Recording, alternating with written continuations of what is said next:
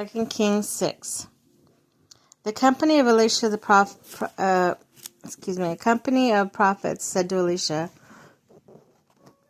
"Look, the place where we meet with you is too small for us. Let us go to the Jordan where each of us can get a pole, and let us build a place there for us to meet." He said, "Go."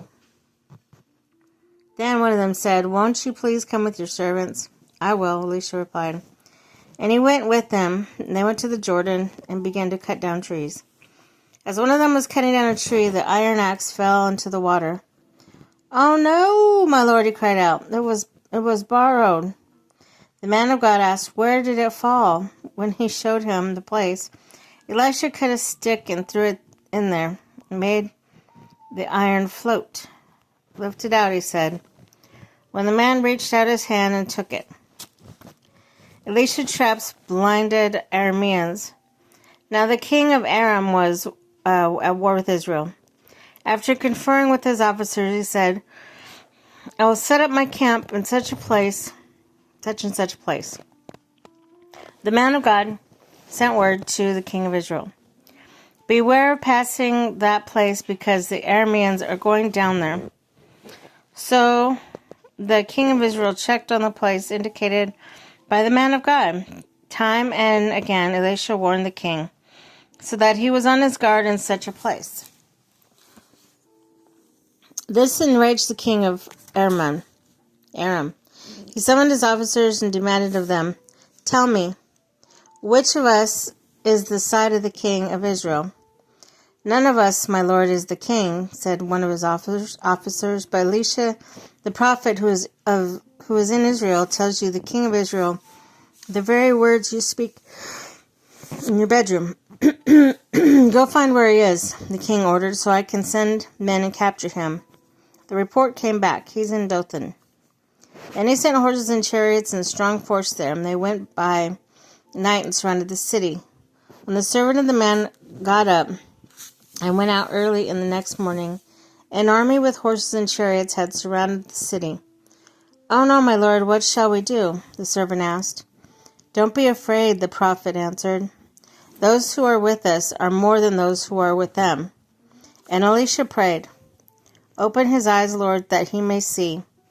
And the Lord opened the servant's eyes, and he looked and saw the hills full of horses and chariots of fire all around Elisha.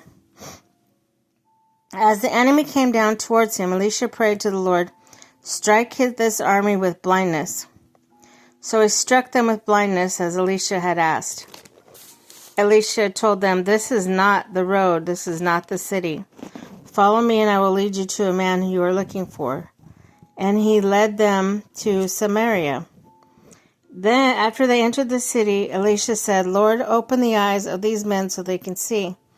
And the Lord opened their eyes, and they looked, and they were there inside Samaria.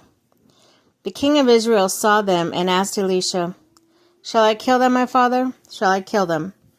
"Do not kill them," he answered. "Would you kill those you have captured with your own sword or bow? Set food and water before them, that they may eat and drink and go back to their master."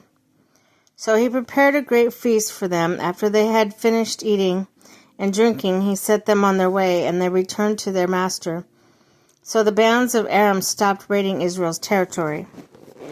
Famine besieged Samaria. Sometime later, Ben-Hadad, king of Aram, mobilized his entire army and marched up and laid siege to Samaria. There was a great famine in the city, and the siege lasted so long that a donkey's head sold for 80 shekels of silver, and a quarter of a cab of seed pods for 5 shekels.